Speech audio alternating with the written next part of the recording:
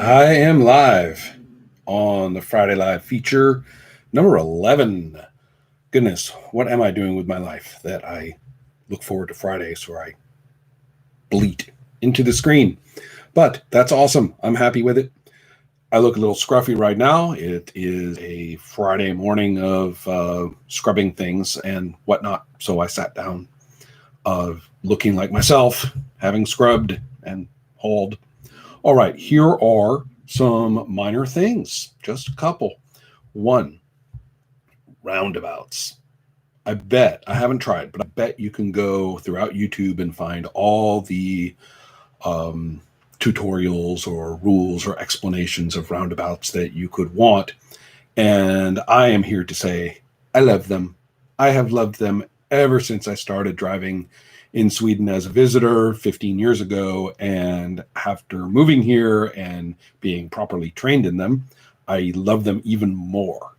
It is no joke to those of you who live where I used to live, which was at the border of Evanston and Skokie in Illinois, and pretty much any other place like it, where I grew up, the Monterey Peninsula.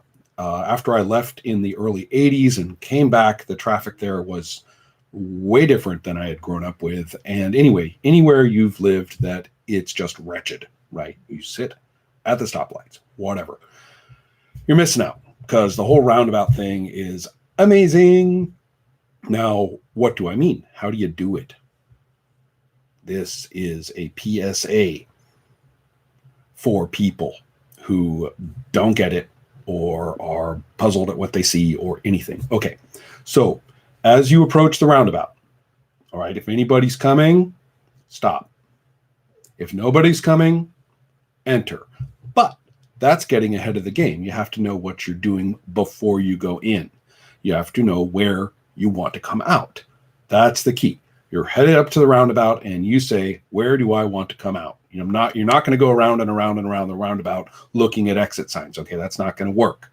You have to know before you get there. So here's the thing. If you're going to turn to your right immediately, you're taking the first exit out. All exits out will be to your right because it's round. If you're going to take that first exit out, as you approach the roundabout, stay on the right, like way on the right. Put your wheel on the shoulder. All right, if it's one lane. If it's two lane, you're in the right lane. So you do that and you have your blinker on. Right-hand blinker, tick, tick, tick, as you go into the roundabout. Yield, and if you don't have to yield, just proceed and make that turn. Done. If you're taking the next one, not the first exit, the second exit, also approach on the right. So you're heading into the roundabout and you're going in the right lane. And you don't turn on your blinker.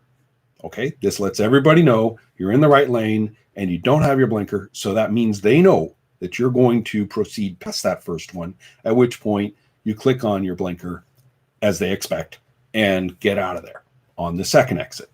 That's how you do that part. Now, if you're going anywhere else, you will proceed, I'm assuming a two-lane roundabout, which is typical.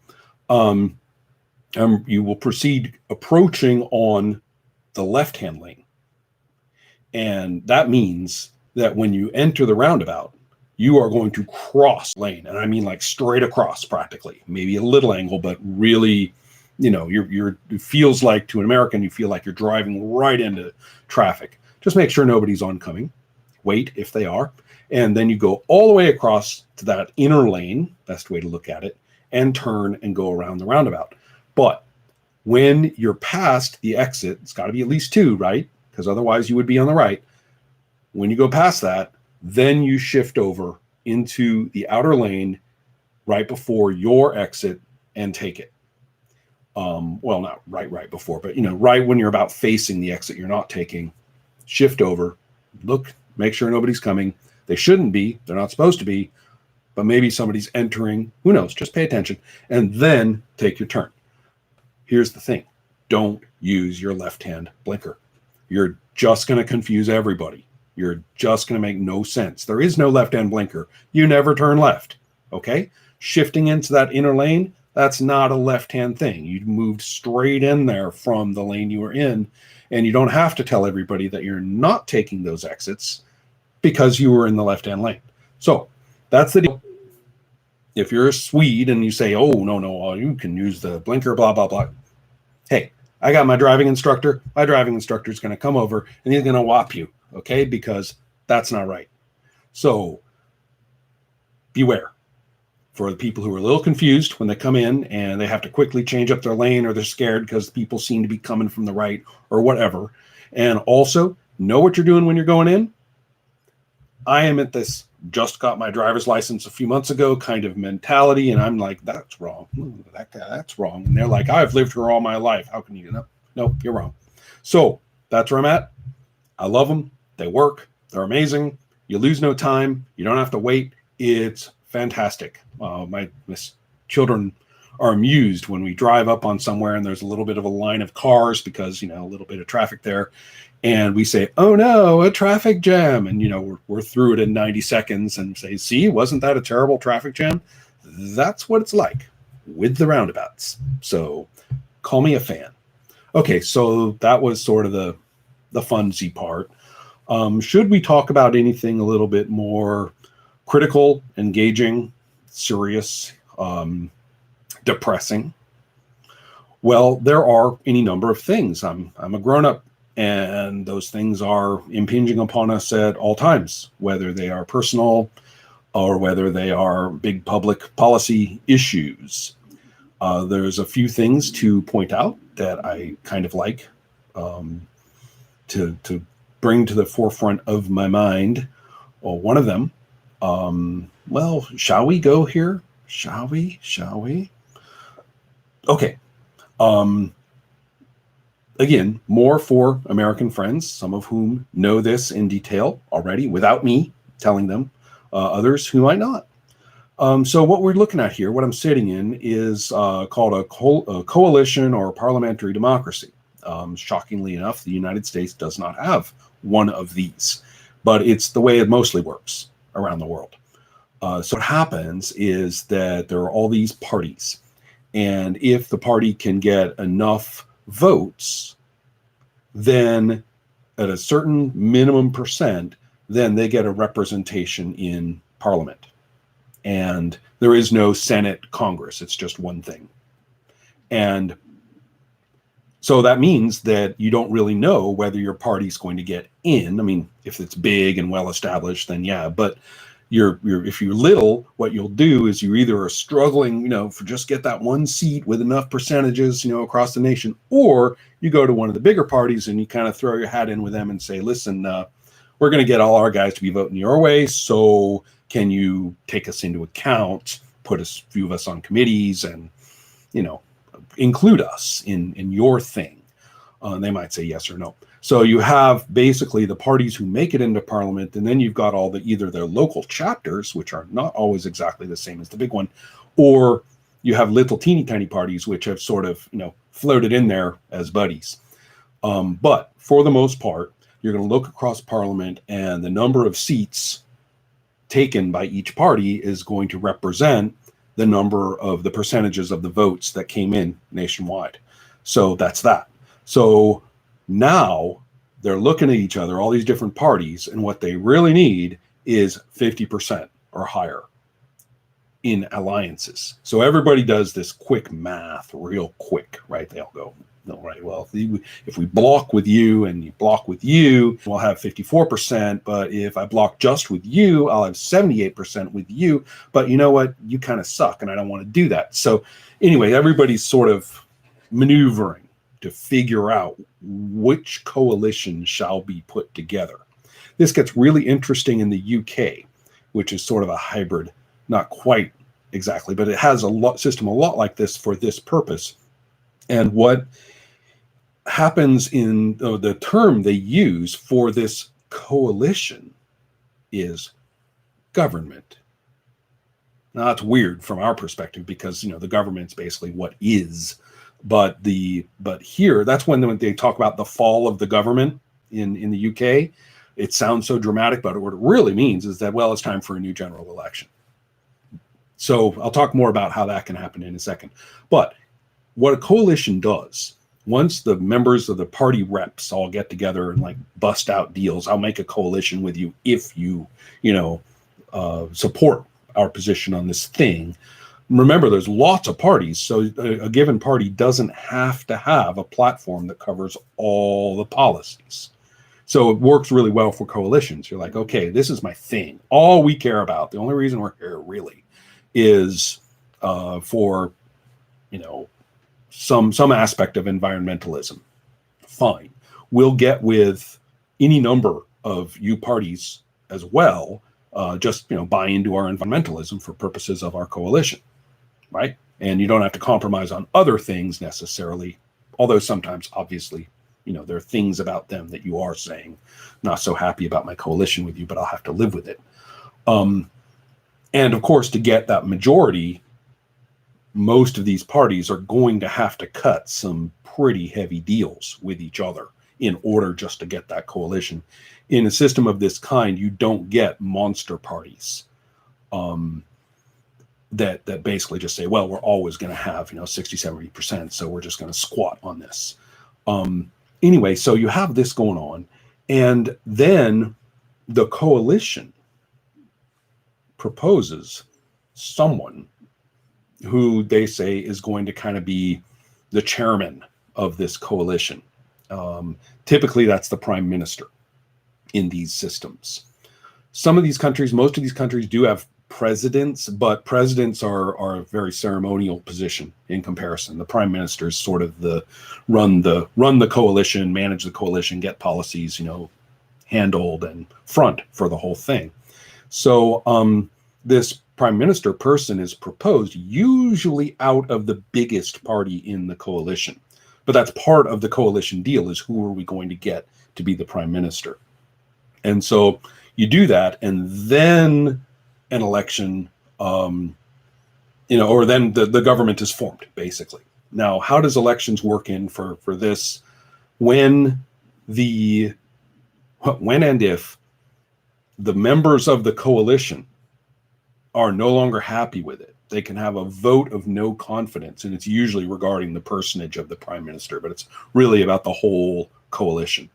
And if they basically, vote to dissolve this, then the UK, they say the government falls, and then we go to a general election and do this whole thing.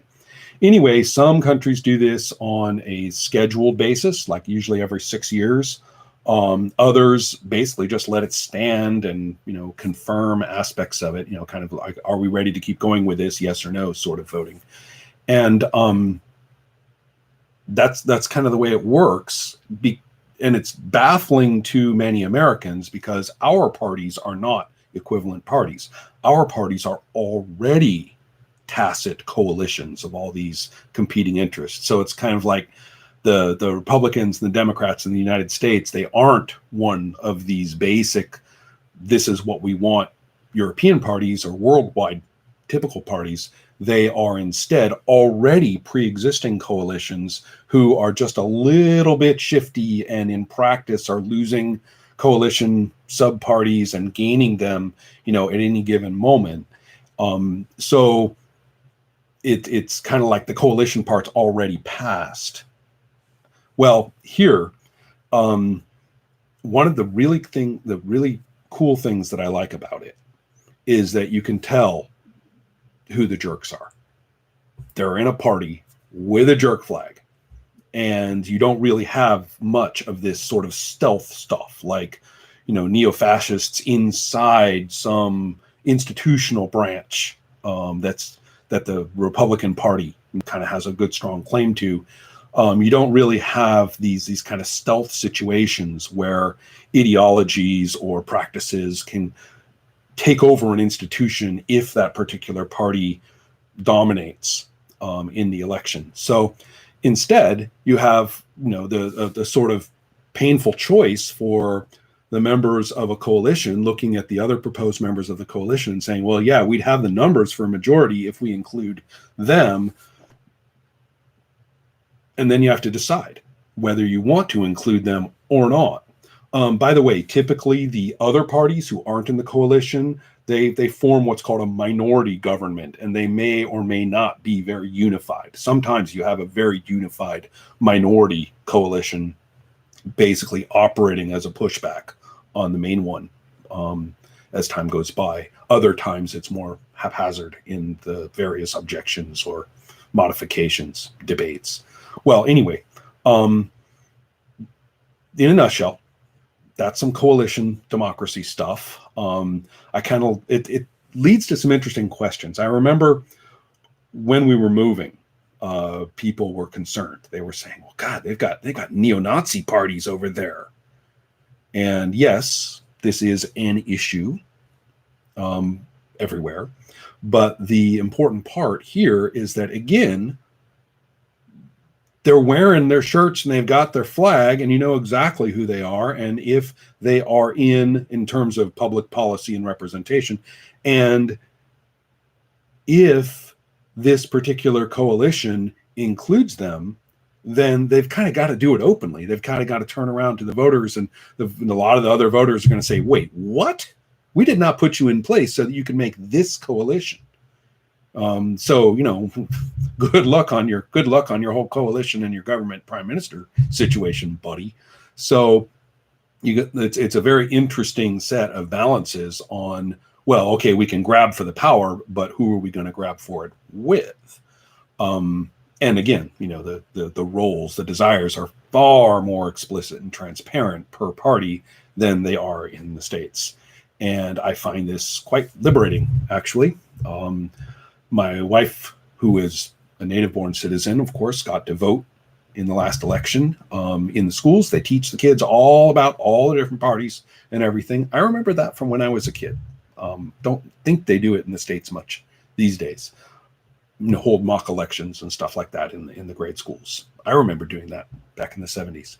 But anyway, the point is that the dialogue is great. The kids come home and I write circles and arrows and boxes showing sort of the positions of the main parties across the spectrum. Briefly, hey, Swede friends, I want to hear a completely unwanted summary from the outsider.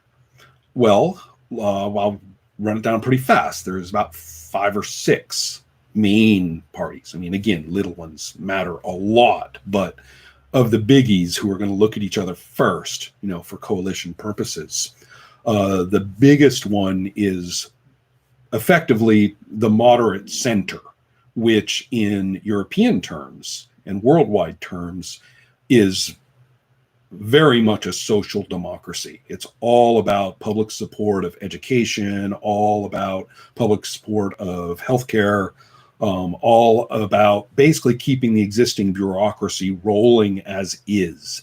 In some ways, it's conservative because it's not very oriented toward change, but in American terms, it's raving leftist because it's public support for everything. So that's kind of that deal. It tends to be real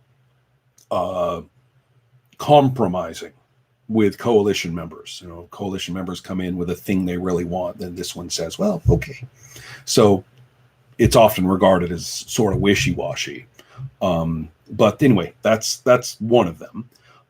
If we go over into, you know, the reformist and intense zone, in terms of one side of the political spectrum, you'll get groups who are very, very much dedicated to moving away from social democracy into democratic socialism, which would involve much more of a command economy in many cases, would involve revisions of ownership of different kinds, property reform, all kinds of stuff. You know, that's when people are starting to flip open books, you know, and say, okay, well, now so-and-so says that we should do this.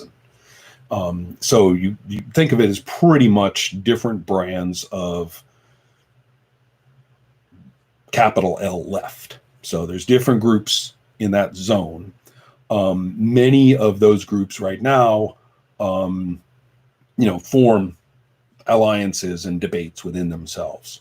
Okay, and then there is a party in Sweden which is very heavily oriented towards women's issues and focuses, intensely on those, and is very much about revising the cultural narrative, revising the cultural approach toward what gender means in society, usually in terms of law, criminal law. So that's one group. And then the big one that is very important here in this zone is the Greens. So environmentalism. The Greens have been part of governing coalitions for a really long time, which is where all the energy management and recycling and really successful work in this regard that's done here in Scandinavia is due to the presence of this party, which also practices, I think, a lot of outreach across nations. So that only makes sense. I mean, they're living in the same ecology. So, okay. Then you have to shift over to another zone. You have a group that calls itself the moderates, which is, in world terms, solidly corporatist, with a strong, focus on privatization and deregulation. Very much oriented toward the transnational banks and the remunerative financial instruments, very much oriented toward, bringing down taxes on businesses. And it's not that actually widely represented in Sweden, but it's heavily concentrated where you have successful financial concerns. So you go to the major urban centers or the downtown developmental area, very big, obviously, into real estate and property development. That's following the 1980s American model, and it's very heavy into that. So there's this sector. As in the United States, the sector tends to exert very strong policy power when it gets in a coalition. They're very insistent and demand, aren't going to compromise on anything they want at all when they get into a coalition. So that particular set can kind of be found as a big player, perhaps, although not in terms of widespread sympathy. Then there's the famous or infamous Sweden Democrats, which have boomed up a bit in their representation. It's not really the number of seats that they're gaining, which is not enormous. It's more a matter of the presence, the widespread, scattershot, but always there presence of little districts and stuff, which have voted primarily in the parlance of the region yellow. And this group is nativist, heavily anti-immigrant, and basically whether you want to call them hardcore right-wing or not is kind of an interesting question, because financially speaking, they're not heavily into the corporate thing, but they tend to have sort of more of a different set of ideals. But it's that whole, heavy anti-immigration thing that's happening with that. So those are kind of the big players in Sweden at the time. I'm open to corrections, welcome to points or clarifications from those in the know. It's just how it looks from here. One interesting thing about Norrköping, last thing I'll say, where I live. Unlike a lot of small cities, it is really a microcosm of this political spectrum here in Sweden. If you look at the sort of big color map of all the states, and then maybe the little subsectors of the states, and you look at that big whole country color map of how the votes went in the last election toward these different parties, then you'll then look at a map of Norrköping, which kind of breaks it down into neighborhoods, and you look at that and you're like, it's the same map. So it's even like I can cross 3 streets and I'll be crossing, colors.